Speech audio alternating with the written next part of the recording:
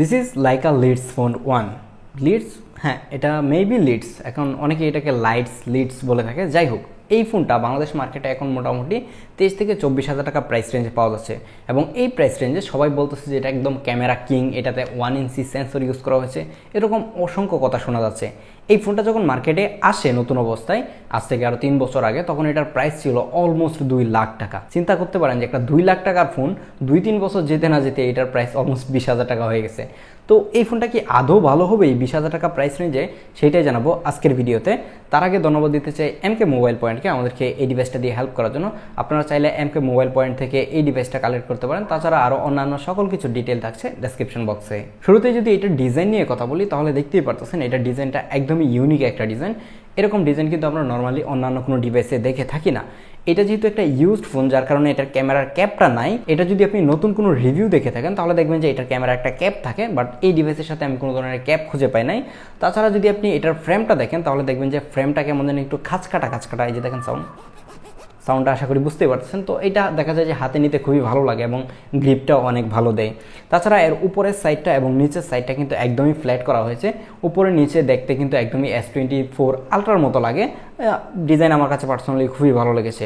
তাছাড়া যদি আপনি রাইট সাইডে আসেন তাহলে দেখতে পারবেন এই জায়গায় পাওয়ার বাটন, এবং পাওয়ার বাটনের উপরে একটা বাটন রয়েছে যেটা অ্যাকশন বাটনের মতো কাজ করে, মানে শুধুমাত্র এটা দিয়ে গুগল অ্যাসিস্ট্যান্ট অন করতে পারেন। তাছাড়া কাস্টমাইজ করার কোনো ধরনের অপশন নেই। তার উপরের দিকে কিন্তু এর ভলিউম বাটন থাকছে। আর এর বটমের দিকে যদি তাকান তাহলেই দেখতে পাবেন যে এই সময়ে এসেও একটা আপনি অডিও জ্যাক পাবেন, যেটা এখন অন্যান্য ফোনে চিন্তাও করতে পারি না আমরা। তাছাড়া যদি এই ফোনের ফ্রন্ট সাইডে আসেন তাহলে দেখতে পাবেন 6.6 ইঞ্চির একটা IGZO OLED ডিসপ্লে, যেটা 244 হার্জের রিফ্রেশ রেট। হ্যাঁ ঠিকই শুনছেন, 240 হার্জের ডিসপ্লে।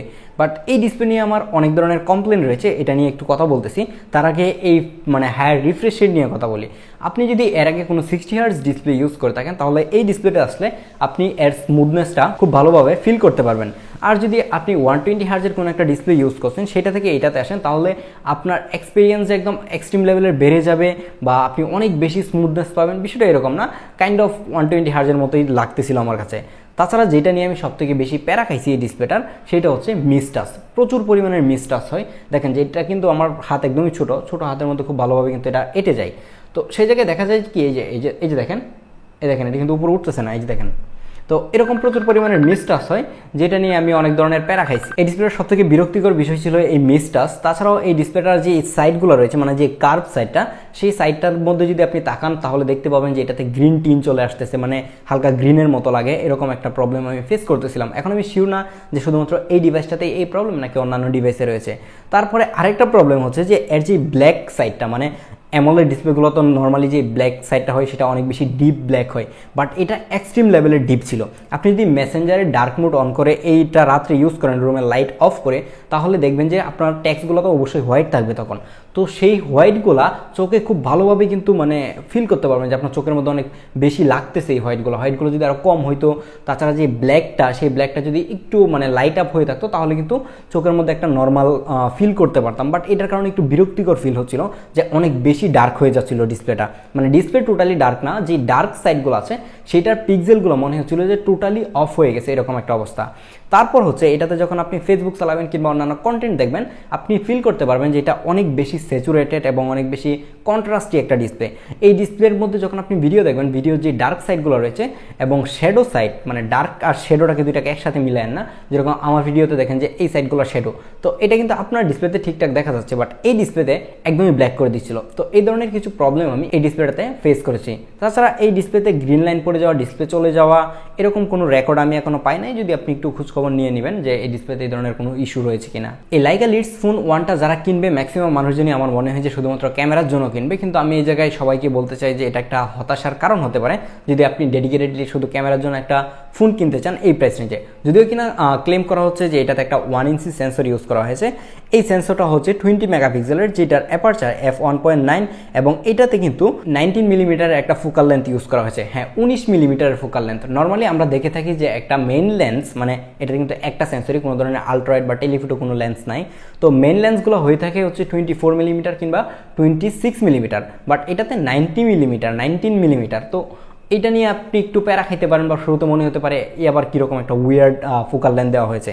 এটার ক্যামেরার অপশনে যদি যান তাহলে দেখতে পাবেন 0.7, তারপর হচ্ছে 1x 2x 2x 1x দুইটাই কিন্তু ডিজিটাল। তো এর ফটোর কোয়ালিটির কথা যদি বলি তাহলে ফটো পার্সোনালি সত্যি বলতে আমার কাছে খুব একটা ভালো লাগে নাই, কারণ আমার কাছে খুব একটা শার্প ডিটেল দিতে পারতেছিল না, লো লাইটে প্রচুর পরিমাণের নয়েজ এবং গ্রেন আসতেছিল। তাছাড়া এর ক্যামেরা মাঝে মাঝেই ফ্রিজ হয়ে যাচ্ছিল, ক্যামেরা ক্র্যাশ করতেছিল, ক্যামেরা অ্যাপটা বন্ধ হয়ে যাচ্ছিল, এরকম প্রবলেম ফেস করতেছিলাম। তাছাড়া এটাতে যেহেতু স্ন্যাপড্রাগন এসওসি রয়েছে, আমি ভাবছিলাম যে হয়তো জিকেএম ইউজ করতে পারবো, বাট এটাতে আমি জিকেএমও ইউজ করতে পারি নাই যে আমি সফটওয়্যারটাকে ফিক্সড করবো না একটা থার্ড পার্টি সফটওয়্যার দিয়ে। তো সেই প্রবলেমটাকেও আমাকে ফেস করতে হচ্ছে।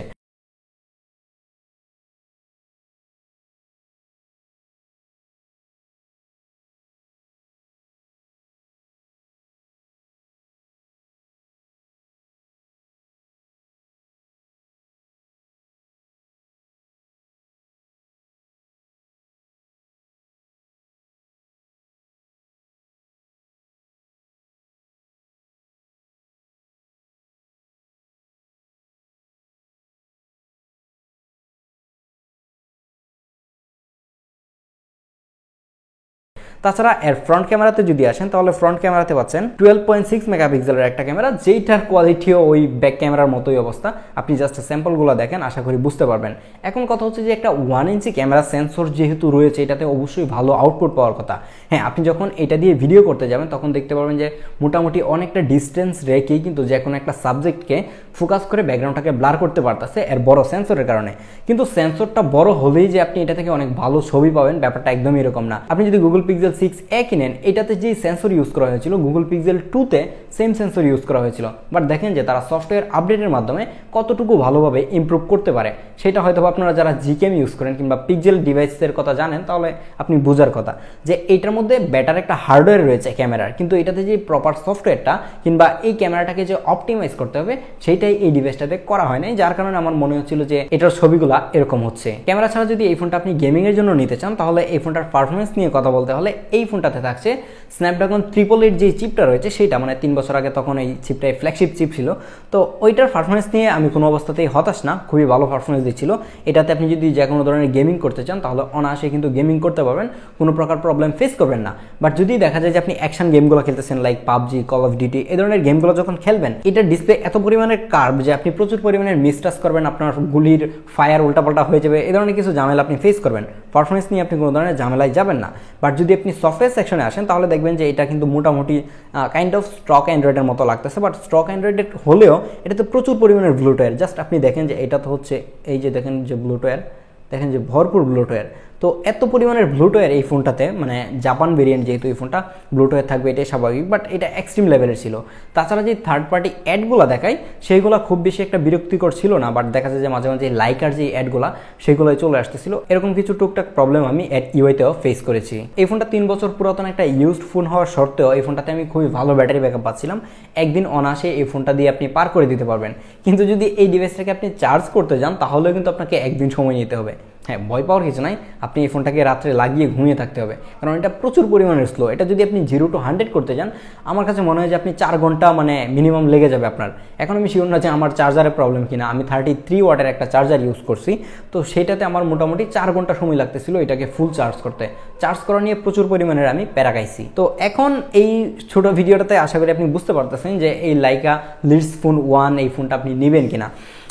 আমি বলবো যে আপনি যদি একটা ক্যামেরার জন্য ফোন নিতে চান, পারফরমেন্সের জন্য ফোন নিতে চান তাহলে পারফরমেন্সের জন্য আপনি নিতে পারেন, ডিসপ্লের প্যারাটা যদি আপনি মেনে নেন তাহলে নিতে পারেন।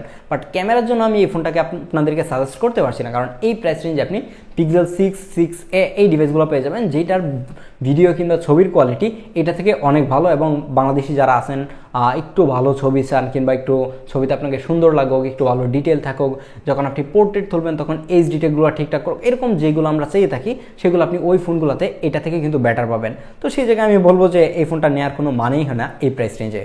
তো দেখা হচ্ছে পরবর্তী ভিডিওতে। আল্লাহ হাফেজ।